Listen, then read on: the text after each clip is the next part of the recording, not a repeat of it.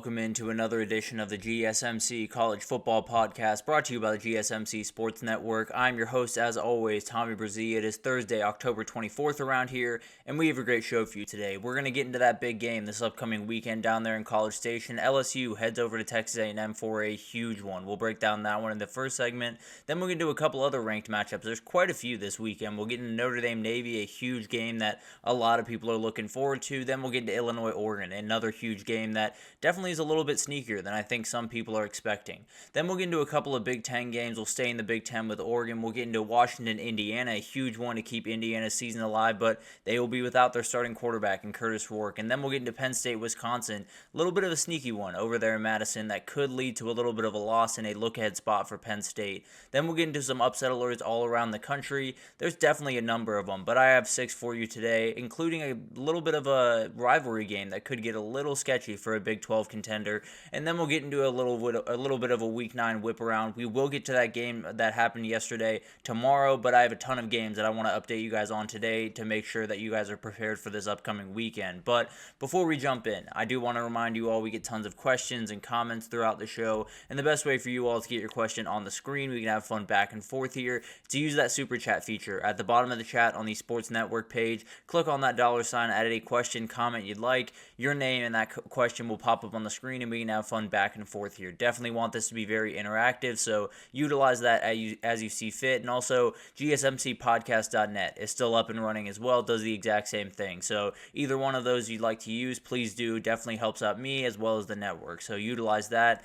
And let's jump into this one because it's going to be a really fun one down there in College Station. And yes, this is for the top spot in the SEC. These are the only two teams that are undefeated in SEC play thus far. I believe A&M is 4-0, LSU 3-0. So going to be a really, really interesting game. A&M's coming off a win over Mississippi State after the huge one over Missouri a couple of weeks ago at home. And then you have a LSU team that is coming off a game where it feels like their defense has really turned a corner. They played really good football against Ole Miss a couple of weeks ago, and then they played a team in Arkansas that a lot of people had pegged them to possibly fall in, and they really handled business. From tip to tail, absolutely dominated them and went to work, and it's one of those that set up this incredible matchup. And the big-time question here is, will Kyle Field be the big-time factor that it usually is? And obviously, it will be a factor. Now, Garrett Nussmeier gave them a little bit of fuel to the fire. He said Kyle Field isn't Death Valley. Now, it's not. In my estimation, Death Valley is a little bit better, but at the end of the day, it does give them a little bit more juice and definitely will play a factor for Garrett Nussmeier in that offensive line, that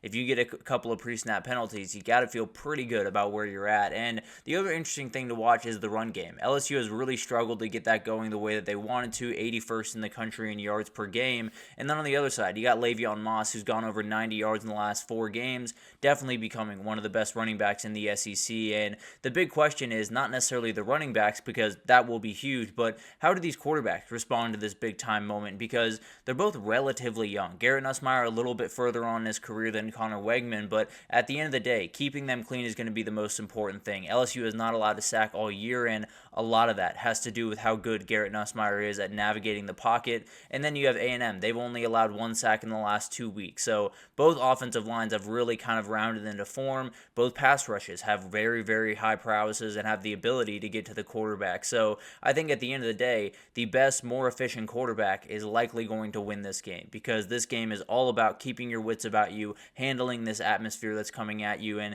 handling all of the incredible pass rushers and defensive linemen that are going to be coming at you as well. And it's going to be a really good one. You're going to have incredible stakes into this one, because weirdly, it feels like if either of these teams lose this one, they're in a weird spot going forward for the CFP, because they have a couple of games coming forward. LSU has Bama still on the schedule. Texas A&M obviously has Texas at the end of the year. They lose both of those, they're right on that cut line. It feels like 10-2 is right where, especially in the SEC, where that cut line is going to be. And a loss here would be definitely devastating. And it could be a moment for Mike Elko. It could be that moment that kind of sets him up for success throughout his entire career. He's been looking for that huge one. Obviously, Missouri was a big-time win, but losing to Notre Dame at home was a tough one. I think this would obviously offset that and make you feel great about where you are as a program and where you are moving forward. So I think it's one of those games that has so much going into it. It feels like two teams that are playing some of the best football that they've played over the past couple of years, especially that LSU defense led by Whit Weeks. They've been just all over the place, have played really, really good football, but a couple of players to watch here.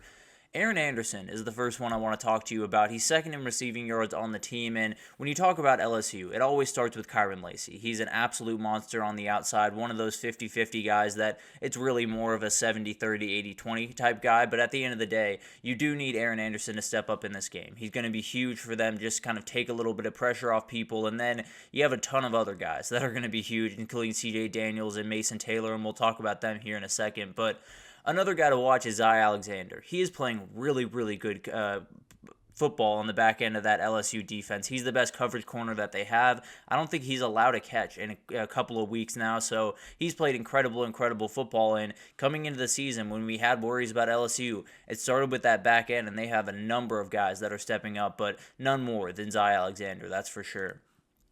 And then you got Amari Daniels. I think this is a hugely important game for Le'Veon Moss in general, but also you got to give him some rest. You got to give him some time to kind of regroup because he's going to be hit by a lot of SEC talents, a lot of guys that absolutely can pack a punch, and he's going to have to be ready to roll. So Amari Daniels, that kind of offset third down back that gives you a little bit more in the receiving game, definitely someone that is going to be hugely important to kind of get this LSU defense just off balance a little bit more than they normally would.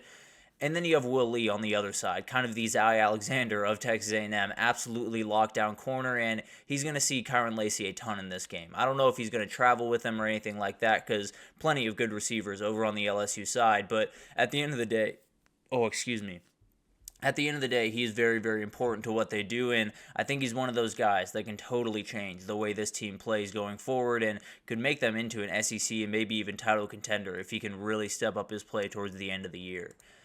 A couple of ways that LSU needs to, or a couple of things that LSU needs to do to get this win. I think the biggest thing for me is spread this defense out. You have so many weapons on that offense. You have 4 players over 300 yards receiving this year. So many different guys that can hurt them on the offense or on the defensive side of the ball that you got to get people involved. Kyron Lacy, Aaron Anderson, Mason Taylor, CJ Daniels, who has made his way back from an injury and is playing really, really good football right now. All of those guys are going to be hugely important because you need run lanes to open. At some point, you're going to need to be able to get that run game going with Caden Durham, and the only way you can really do that is if you spread out this A&M defense because they are plenty good against the run. And then you got to get mistake-free play from Garrett Nussmeier. You just have to. He's going to be one of those guys that he's gotten a little bit big for his britches at times. He likes to take that shot. He likes to take that big play. Now, he is 3-1 in turnover touchdown ratio. So touchdown turnover ratio. He is 3 touchdowns to 1 turnover. So he's playing more than fine in that respect. But to be fair, this A&M team has 8 interceptions on the year, plus 5 in the turnover margin.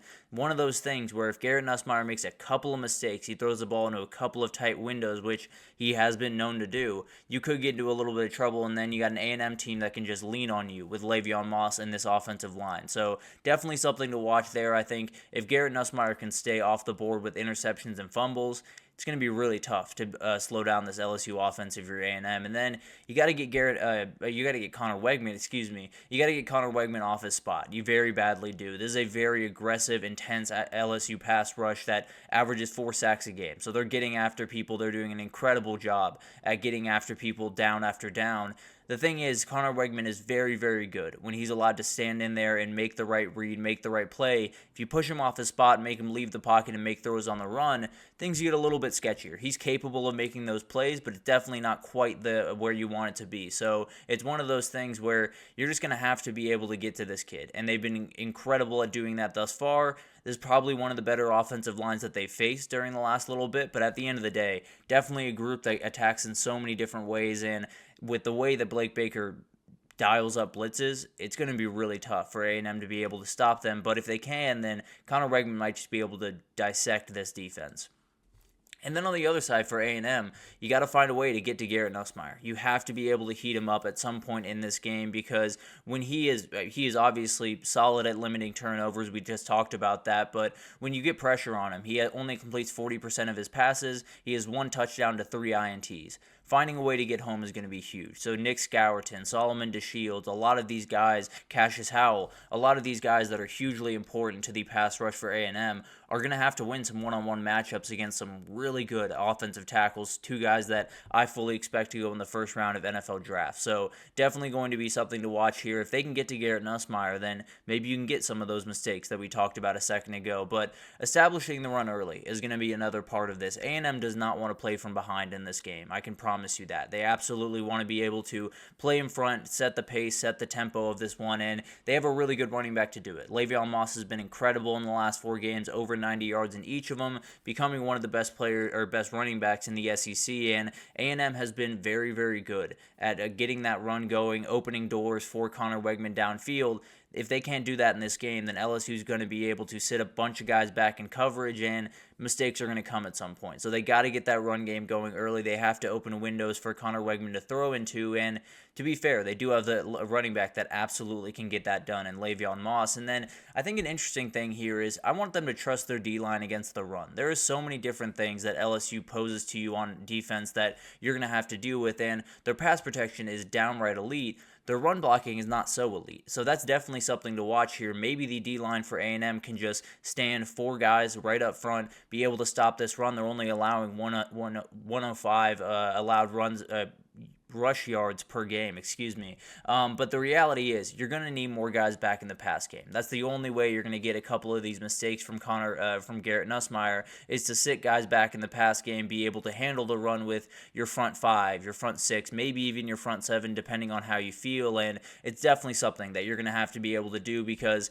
if you let Garrett Nussmeier have some time to work back there, or if you let this run game get going, there's no chance you're going to be able to stop LSU. I can almost promise you that. And I think this one's going to be a little bit of a slugfest, but I do like LSU in this game. I think LSU has the quarterback that I feel a little bit more confident to make those big-time plays in that moment. And I think when you look at this LSU defense, they're really swarming. And I think it is A&M offensive line that has been great. If they can't fully stop this LSU pass rush, which no one has been able to do yet, it's going to be really tough to get Connor Wegman going, and I don't think they're really going to be able to. So I am going to take LSU in that game. Should be a really, really fun one down there in College Station, and whoever wins it is in a very, very good spot going forward in the CFP and in the SEC, sitting atop that conference, and definitely will be one of the teams that can make it over there to Atlanta at the end of the year. But let's take our first break here, and when we come back, we got a couple of ranked matchups to break down for you. Notre Dame, Navy, Illinois, Oregon, 2 games that are a little bit sneaky and definitely could be really fun this upcoming weekend, so we'll break them down right after this.